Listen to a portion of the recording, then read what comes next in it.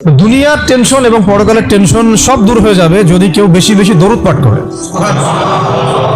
এটা হাদিস থেকে বললাম। আর গুনাহ, আমলনামায় যে গুনাহগুলো আছে এগুলো মিটে যাবে যদি কেউ বেশি বেশি দরুদ পাঠ করে।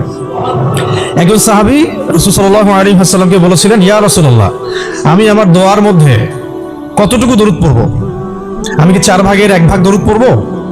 নবীজি বলেছেন সাল্লাল্লাহু আলাইহি ওয়াসাল্লাম, তুমি পড়তে পারো, চাইলে আরো বাড়াতে পারো, বাড়ালে তোমার জন্য উত্তম। ইয়া রাসূলুল্লাহ, আমি কি তাহলে 3 ভাগের 1 ভাগ দরুদ পড়ব আর 2 ভাগ দোয়া করব? নবীজি বললেন, করতে পারো, বাড়ালে তোমার জন্য উত্তম। ইয়া রাসূলুল্লাহ, আমি কি তাহলে অর্ধেক দরুদ পড়ব আর অর্ধেক দোয়া করব? নবীজি বলছেন, বাড়ালে উত্তম, চাইলে করতে পারো। ইয়া রাসূলুল্লাহ, আমি কি তাহলে সারা আমার পুরো দোয়াটাই শুধু দরুদই পড়বো আপনার উপরে?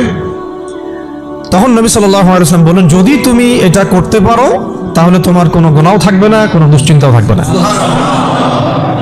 তো যদি দেখেন যে দরুদ পড়তে পড়তে পড়তে দোয়ার সময় চলে গেছে, এতে আবার মন খুঁতখুত করার কিছু নাই, বরং আপনি সবচেয়ে বেশি লাভবান হয়েছে। আরেকটা আমল আছে যে আমলটা করতে থাকলে দোয়াগুলো এর মধ্যে চলে আসে এবং আপনি দোয়া করে যেটা হাসিল করবেন ওই আমল দিয়ে তার চেয়ে বেশি হাসিল করে ফেলবেন ইনশাআল্লাহ। সেটা হচ্ছে কোরআন তেলাওয়াত করা। কোরআন তেলাওয়াত করা, এই কয়েকটা আমল কালকে খুব খাস করে খেয়াল রাখতে হবে ইনশাআল্লাহ। জুমার রাতের তো ফজিলত আমরা জানি, বললাম প্রথমে। রাত যেহেতু হয়ে গেছে, আজকে কিয়ামুল লাইল না করে কেউ ঘুমাবো না ইনশাআল্লাহ। আর দ্বিতীয় কথা হচ্ছে কালকে জুমার প্রিপারেশন ভালো করে নিব।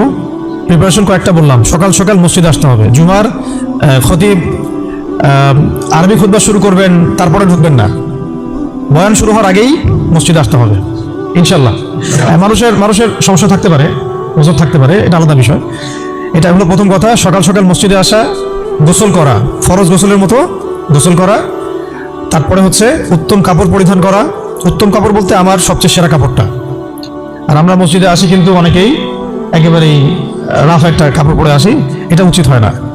হাদিসে জিবরিল মিশকাত শরীফে আছে, ওখানে দেখবেন জিবরাইল আলাইহিস সালাম মানুষের রূপ ধরে নবী সাল্লাল্লাহু আলাইহি ওয়াসাল্লামের কাছে এসেছিলেন। তার বর্ণনা দিচ্ছেন সাহাবী ওমর রাদিয়াল্লাহু আনহু। তার কাপড়টা ছিল ধবধবে সাদা, কাপড়টা ছিল ধবধবে সাদা এবং চুল কুচকুচে কালো। লা ইউরা আলাইহি আসরুস সাফার, তাকে দেখে মুসাফিরও মনে হচ্ছে না, পরিপাটি হয়ে তিনি মসজিদে এসেছেন। কে? জিবরাইল আলাইহিস সালাম শিক্ষা দিয়েছেন আমাদেরকে যে মসজিদে আসলে পরিপাটি হয়ে আসতে। খুযু যিনাতাকুম ইনদা কুল্লি মসজিদ, প্রত্যেকবার যখন তোমরা মসজিদে আসবে তখন সুন্দর করে আসো, সুন্দর কাপড় পরে আসো।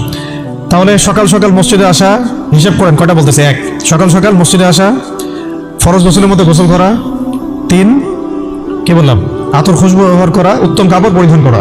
4টা। 5টা হচ্ছে ইমামের কাছাকাছি বসা, ইমামের কাছাকাছি বসার চেষ্টা করা। 6, খুতবা মনোযোগের সাথে শ্রবণ করা। খুতবা দুটোই, বয়ানটাও এবং আরবিটা দুটোই খুতবার অংশ। যেহেতু আমাদের দেশের মানুষ আরবিটা বুঝবে না, এই কারণে বাংলায় বয়ান করা হয়, কিন্তু খুতবা কিন্তু আরবিতেই, খুতবা কিন্তু আরবিতেই দিতে হয়। অনেকে আবার বলে যে মাতৃভাষাই খুতবা, এটা নিয়ে একটা ইখতিলাফ সৃষ্টি করে দেয়। এখন বলেন তো দেখি, সারা বিশ্বের মধ্যে কোন ভাষাটা সবচেয়ে বেশি বুঝে মানুষ? ইংরেজি। ঠিক বলছেন। কোন ভাষা সবচেয়ে বেশি বুঝে? এখন কি হজের খুতবাটা ইংরেজিতে দেওয়া লাগবে? হ্যাঁ, হজে বিভিন্ন জায়গা থেকে মানুষ আসে, এই যে কয়দিন আগে হয়ে গেল, হজের খুতবা হয় না? এখন যেহেতু সব ইন্টারন্যাশনাল ভাষা হচ্ছে ইংরেজি, তেমন কি হজের খুতবাটা ইংরেজিতে দেওয়া লাগবে? খুতবা আরবিতেই। খুতবা কিসে? আরবিতেই। ওটা বোঝা আমার দায়িত্ব, আমাকে বুঝতে হবে। বোঝার জন্য আমাকে যদি আরবি শিখতে হয়, শিখতে হবে। এইভাবে ইসলামী খেলাফত যখন কায়েম ছিল তখন আরবি সারা বিশ্বে ছড়িয়ে পড়েছিল, তখন সবাই মোটামুটি আরবি ভাষা বুঝতো। যখন থেকে খেলাফত চলে গেছে, জাতীয়তাবাদ চলে আসছে, আর কয়েকটা তন্ত্রমন্ত্র, ওগুলো নিয়ে পরে কথা বলছি, এগুলো যতদিন আমাদের পর্যন্ত মাথাটা খেয়ে ফেলছে আর কি আমাদের, তখন আরবিটাও আস্তে আস্তে শিক্ষা ব্যবস্থা থেকে উঠে গেছে। এখন আপনি এটাও ঠিক হয়ে গেছে, আগে বাধ্যতামূলক ছিল। তো খুতবা শুনবেন, খুতবা শোনার পরে খুতবা চলাকালীন কাউকে ডিস্টার্ব করা যাবে না। ডিস্টার্ব করা যাবে না বলতে, কেউ যদি পাশে কথা বলে তাকে এটাও বলা যাবে না চুপ করো, এটাও বলা যাবে না, উচিত না। সাহাবীরা যদি এমন কেউ একটু বাচ্চা যদি দৌড়াদৌড়ি করতো, তাহলে ছোট ছোট এরকম পাথর রাখতেন সামনে, ওইটা দিয়ে ঢিল দিয়ে সতর্ক করতেন, খুতবা হচ্ছে বসো, মুখ দিয়ে বলতেন না যে বসো। এইভাবে তারা খুতবা শুনতেন। এই কারণেই তো কথাগুলো কলিজা পর্যন্ত পৌঁছাতো এবং সেটা আমলে আসতো, আলহামদুলিল্লাহ। আরেকটা হলো, ইমামের কাছাকাছি বসলাম, খুতবা শুনলাম এবং নামাজ শেষ করলাম ইমামের সাথে, তাহলে ফজিলত হচ্ছে প্রত্যেক কদমের বিনিময়ে 1 বছরের নফল নামাজ, 1 বছরের নফল রোজা নেকি হবে ইনশাআল্লাহ। এটা হলো জুমার দিনের প্রথম কাজ। একটা কাজ বললাম, দরুদ বেশি বেশি পাঠ করা। ফজিলত তো আপনারা জানেনই, আমি কয়েকটা বলে দিলাম। একটা হলো যদি টেনশন ফ্রি লাইফ লিড করতে চান তাহলে দরুদ, আর যদি চান আপনি আমার গুনাহ মাফ হয়ে যাক তাহলে দরুদ, বেশি বেশি দরুদ। এমনকি যদি আপনি চান যে আপনার দোয়া বেশি বেশি কবুল হোক তাহলেও দরুদ। মনে করেন আমি তাওহীদপন্থী, সুন্নাহর অনুসারী, হালাল খাই, দোয়া করছি, জায়েজ দোয়া, এই দোয়াটাও আসমানে ঝুলে থাকবে।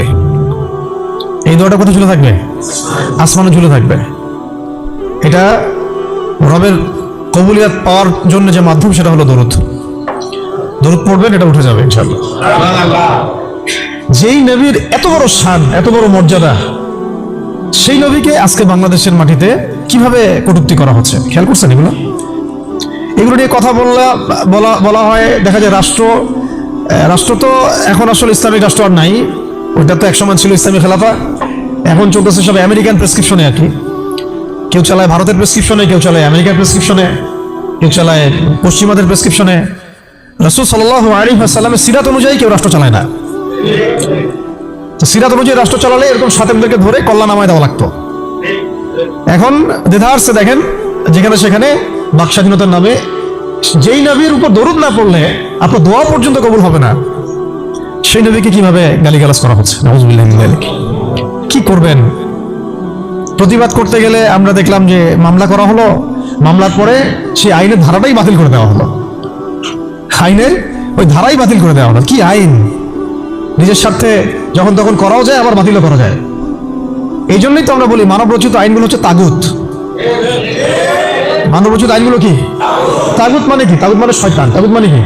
শয়তানের একটা ভার্সন, মানে আপগ্রেডেড ভার্সন হচ্ছে তাগুত। প্রোম্যাক্স তাগুত, শয়তান প্রোম্যাক্স, এটা হচ্ছে তাগুত। তো আল্লাহর আইন বাদ দিয়ে যখন মানুষ নিজের আইন রচনা করে তখন এরকম অবস্থা হয়। যে আইন রাসূলের শানে কটূক্তিকারীর বিচার করতে পারে না, সেই আইন আপনাকে সমাজে শান্তি দিবে, ইনসাফ দিবে? এই জিনিসটা আমাদের বুঝে আসতেছে না। এখন আমরা ঘুরে ফিরে আবার সেই ওই তন্ত্র মন্ত্রের পিছনে ছুটতেছি। এখনো শরিয়া ইমারা খেলাফতের কথা আমরা বুঝতে পারতেছি না। তবে বুঝি আর না বুঝি ইনশাআল্লাহ সামনে এটা কায়েম হবেই। এটা নিয়ে কোনো সন্দেহ নাই, লা শাক্কা ফি, কোনো সন্দেহ নাই, এটা সামনে কায়েম হচ্ছেই। এটা কেউ ঠেকাতে পারবে না। তো যাই হোক, আরেকটা আমল ছিল জুমার দিন, সেটা হচ্ছে সূরাতুল কাহফ তেলাওয়াত করা। কোন সূরা? সূরা কাহফ কোনোভাবেই ছাড়বেন না। এটা আমি মানে জোর দিয়ে এই কারণে বলছি, সূরা কাহফ যারা নিয়মিত পড়ে, অন্তত প্রত্যেক জুমায় পড়ে, তাদের কলবের চোখ খুলে যাবে।